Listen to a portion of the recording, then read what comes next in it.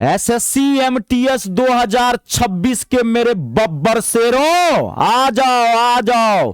पहली बार में SSC MTS में सिलेक्शन लेना है, सरकारी मोहर लगवाना है कि नहीं, तो जो मैं कहता हूं आप वो करिए। सीना ठोक के मैं कहता हूं, एक सीट आपकी होगी। खाली मैं जो कहूंगा वो करना पड़ेगा। देखिए, किसी चीज में अगर आपको सक्सेस हासिल लेना है ना, तो पहले उस चीज को जानिए, उसका कंप्लीट नॉलेज लीजिए और उसको पढ़ने का या उस काम को करने का सही तरीका जानिए।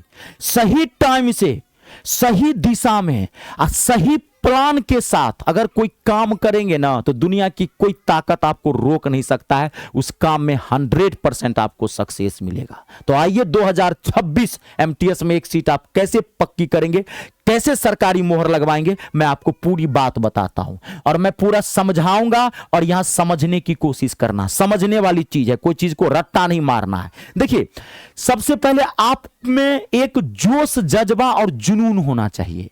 माथा पे ना एक पागलपन सवार होना चाहिए, एक भूत सवार होना चाहिए कि इस बार एमटीएस को फाड़ के रख देना। ये जोश, जज्बा, जुनून नहीं रहेगा, एकदम सुसनैल रहिएगा, पढ़ने का एकदम उदास है, जिसे लगा क्या खो गया है, नाक रगड़ के रह जाइएगा, नहीं सक्सेस मिलेगा। थोड़ा पॉजिटिव एनर्जी लाना पड़ेगा, थोड़ा अंदर में जुनून लाना पड़ेगा।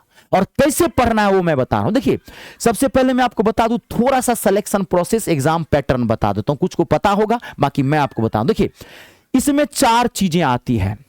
एक ही एग्जाम होता है, उसके बाद डायरेक्ट नौकरी लगेगी। इसमें ये मेडिकल जो होता है ना, मेडिकल वेरिफिकेशन होता है, डॉक्यूमेंट्स वेरिफिकेशन होता है, मेडिकल जो चेकअप होता है, एमटीएस में ये सब आप पासे कर जाएंगे। एक एमटीएस हवलदार होता है। एमटीएस में 2 तरह के पोस्ट आते हैं, एक होता है एसएससी एमटीएस और एक होता है एसएससी एमटीएस हवलदार।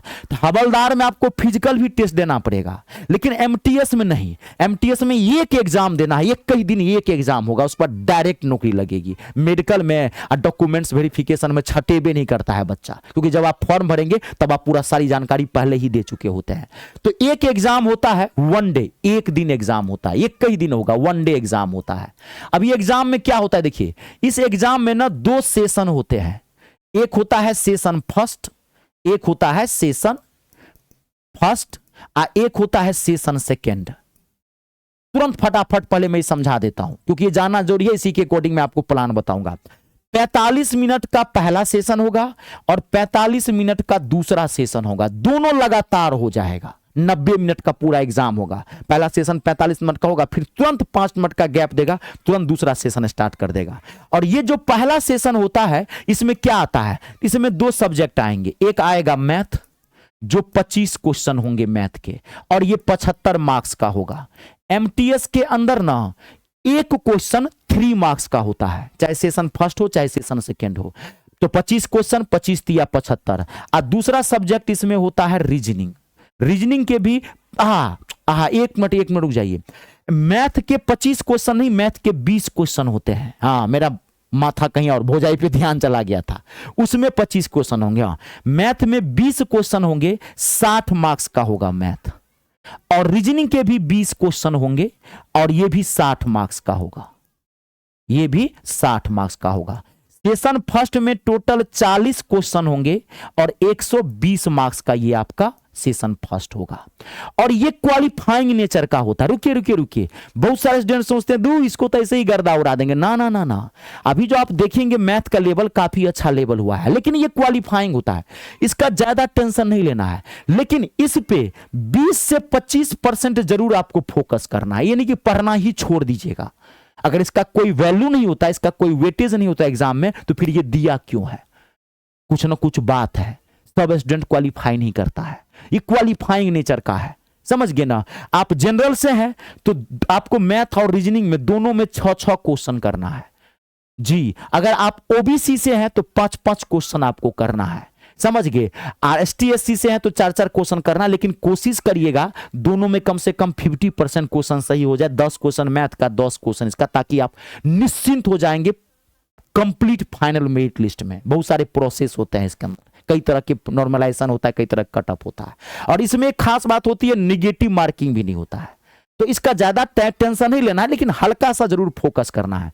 मेन प्रॉब्लम है सेशन सेकंड। अगर आपको नौकरी लेना है तो सेशन सेकंड को गर्दा उड़ाना पड़ेगा। अब सेशन सेकंड में क्या होता है, तो देखिए सेशन सेकंड में 2 सब्जेक्ट आते हैं।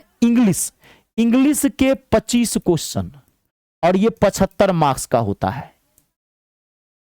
और जीके जीएस, ई ससुर का नाती बहुत खतरनाक है, जनरल नॉलेज और जनरल साइंस 25 क्वेश्चन, ये भी 75 मार्क्स का होता है। यानी कि ये 50 क्वेश्चन होंगे और 150 मार्क्स का ये पेपर होगा। अगर आपको नौकरी लेना है ना, सेशन सेकंड को धज्जी धज्जी उड़ा देना है। यानी कि इंग्लिश और जीके जीएस को एकदम चाट जाना है। एक भी क्वेश्चन नहीं छूटना चाहिए। एक आध गलत हो जाए, वो एग्जामिनेशन हॉल का प्रेशर होता है, वो बात अलग है, लेकिन आपको अपना 100% कोशिश करना है कि 25 का 25 क्वेश्चन इंग्लिश ठोकें और 25 का 25 क्वेश्चन जीके जीएस ठोकें। जीके जीएस पूरा नहीं कर पाइएगा क्योंकि सोचना बहुत हार्ड है, इसका कोई माई बाप नहीं है। अब आप समझिए तैयारी कैसे करेंगे। अब देखिए, अब मैं पहले सब्जेक्ट के नेचर की बात करता हूं। देखिए मैथ, रीजनिंग, आप ध्यान से समझिएगा, और इंग्लिश, ये 3 सब्जेक्ट ना स्कोरिंग पेपर होते हैं। आप इसमें 100% स्कोर कर सकते हैं। आप मैथ में चाहे तो 20 का 20 क्वेश्चन ठोक सकते हैं, रीजनिंग में चाहे तो 20 का 20 क्वेश्चन ठोक सकते हैं, और आप इंग्लिश में भी चाहे तो 25 का 25 क्वेश्चन ठोक सकते हैं। आप कहेंगे सर ऐसा कैसे आप बोल रहे हैं? क्यों? क्योंकि इन 3 सब्जेक्ट के सिलेबस फिक्स हैं, चैप्टर्स फिक्स हैं, टाइप्स ऑफ क्वेश्चंस फिक्स हैं, सब पता है कहां कहां से क्वेश्चन आना है। आपको खाली एक बार इसको सही तरीके से पढ़ना है। ये स्कोरिंग पेपर होता है। अब जो जीके जीएस है, इसको भैया कितना भी पढ़िएगा तो ये कम है, इसका कोई मायने बाप नहीं है। कहां कहां से क्वेश्चन पूछता है कहना मुश्किल है।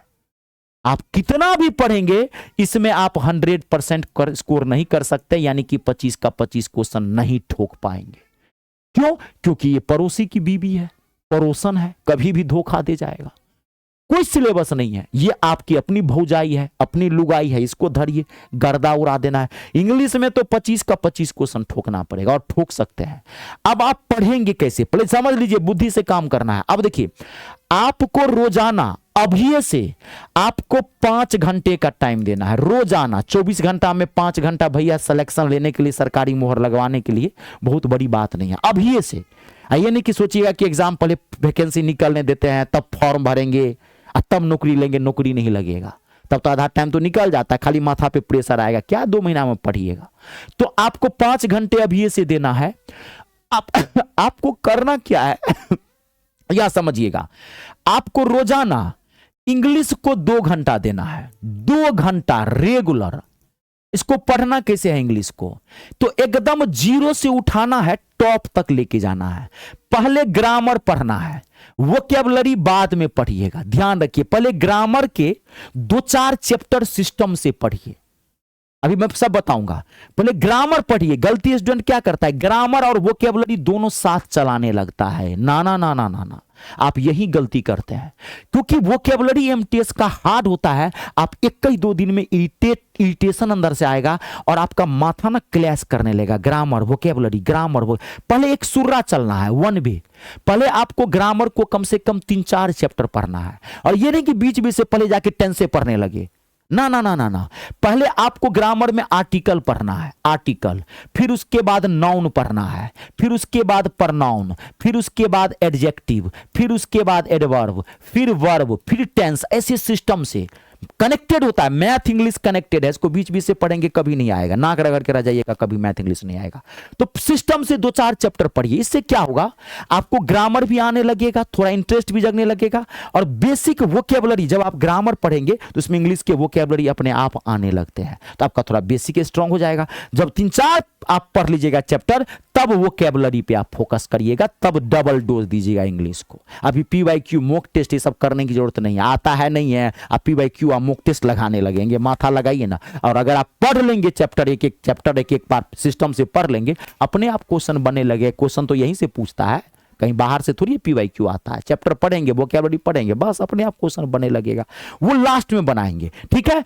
अब ऐसे ही आपको जीके को भी पढ़ना है, इसको भी जीके जीएस को भी 2 घंटा देना है, सिस्टम से पढ़ना है। जैसे सबसे पहले आप स्टैट्स जीके पढ़िए, स्टैट जीके से खूब क्वेश्चन आते हैं। करंट अफेयर को बाद में पढ़िएगा, करंट अफेयर कंप्यूटर इस सबसे अभी पढ़वो मत करिएगा, वो लास्ट में पढ़ेंगे, मैं बताऊंगा उसका तरीका क्या है।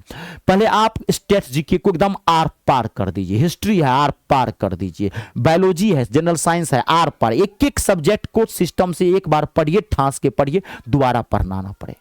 अब आप 1 से 1.5 घंटा अब आप मैथ और रीजनिंग को दीजिएगा। एक दिन मैथ को दीजिए, एक दिन रीजनिंग को दीजिए। 1.5 घंटा एक दिन मैथ को दे दीजिए, अगले दिन फिर रीजनिंग, फिर मैथ, फिर रीजनिंग। इसको इससे ज्यादा नहीं देना है। 4-5 घंटा यहां पे देना है, 1-1.5 घंटा यहां पे देना, 5-5.5 घंटा का आपको रूटीन बनाना है। समझ गए? अब पहले मैथ पढ़िएगा, रीजनिंग ऑटोमेटिकली कवर हो जाएगा, रीजनिंग मैथ का ही छोटा पार्ट है। अब मैथ को कैसे पढ़ेंगे आप? तो मैथ को एकदम जीरो से, मैथ कनेक्टेड है। बचपन में पहले क्या पढ़े थे? पहले प्लस पढ़े थे, तब माइनस, तब मल्टीप्लाई, तब डिवीजन और तब बोर्ड मास।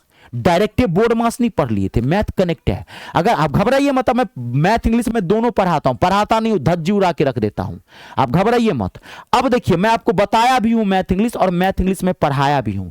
आपका सबसे पहले इंग्लिश में बेसिक इंग्लिश अच्छा करना है। अगर बेसिक इंग्लिश बहुत खराब है आपका, मैथ इंग्लिश कभी पढ़े ही नहीं है, पहले बेसिक इंग्लिश ठीक करिए और पहले बेसिक मैथ ठीक करिए, तब इंग्लिश में ग्रामर पे पढ़िएगा, तब मैथ में पहले नंबर सिस्टम पढ़िएगा, लेकिन पहले बेसिक मैथ अच्छा। अब देखिए, अब मैं अपने यूट्यूब चैनल पे ही फ्री ऑफ कॉस्ट पढ़ाया हूं, और मेरा बैच भी है। आप घबराइए मत, मैं नहीं कहूंगा कि डायरेक्ट मेरा बैच ज्वाइन करिए, ना ना ना, आप पहले मेरे यूट्यूब चैनल पे चले जाइए। Free of cost SSC MTS का मैंने बेसिक मैथ, बेसिक इंग्लिश, कई चैप्टर्स भी मैंने पढ़ाए हैं। आप जाइए, अब पहले आप यूट्यूब चैनल की प्लेलिस्ट में जाइए, पहले आप 2, 4, 5, 10 क्लास देख लीजिए। आप जाइए ना, पहले बेसिक मैथ देखिएगा, बेसिक इंग्लिश देखिएगा, 2-4 क्लास देखिए, पीवाईक्यू भी करवाया हूं, सब तरह का करवाया। आप जाइए 2-4 क्लास देख लीजिए, और तब आपको अगर विश्वास हो जाए तो कह रहा हूं, सीना ठोक के कहता हूं, दुनिया विश्वास पे चलती है, विश्वास करिए, जरूर एक बार मुझसे पढ़िएगा, कोई जमीन जायदाद नहीं खा रहा हूं। और तब आपकी बैच लेने की इच्छा करे तो मेरा ये टारगेट बैच है, एसएससी एमटीएस इंग्लिश का कंप्लीट 2026 का टारगेट बैच है, जिसमें आप बैच लिए इंग्लिश के लिए निश्चिंत हो जाएंगे, मात्र 249 में। खाली आप एक एक क्लास सिस्टम से देख लीजिएगा, जैसे बोला हूं ऐसे ही मैं पढ़ाया हूं, समझ गए? हाँ, और ऐसे ही 249 में आपको मैथ का भी बैच मिल जाएगा, 500 रुपया में मैथ इंग्लिश दोनों से निश्चिंत हो जाएंगे। तो ये ज्वाइन कहां से करेंगे? गूगल प्ले स्टोर में चले जाइएगा, वहां से मेरा ऐप इंस्टॉल कर लीजिए। मेरे ऐप का नाम है me star, math English star, ये मेरा नाम है Ritesh Jha. Google Play Store में जाके वहां से ऐप इंस्टॉल कर लीजिएगा, रजिस्ट्रेशन कर दीजिएगा, रजिस्ट्रेशन फ्री ऑफ कॉस्ट है। रजिस्ट्रेशन के बाद ऐप का होम पेज ऐसे दिखाई पड़ेगा, पेड कोर्स पर जाइएगा, पेड कोर्स पर क्लिक करेंगे, अपने आप आपको एसएससी वाला फोल्डर दिख जाएगा, जाके वहां पे आप एमटीएस का ले लीजिए। कोई दिक्कत हो इस नंबर पे भी कॉल करके बात कर सकते हैं। वीडियो को लाइक और शेयर जरूर करिएगा, और कमेंट करके बताइएगा कि कैसा लगा आपको मेरा प्लान, मेरा स्ट्रेटजी। ठीक है? जय जवान, जय किसान, जय हो हिंदुस्तान।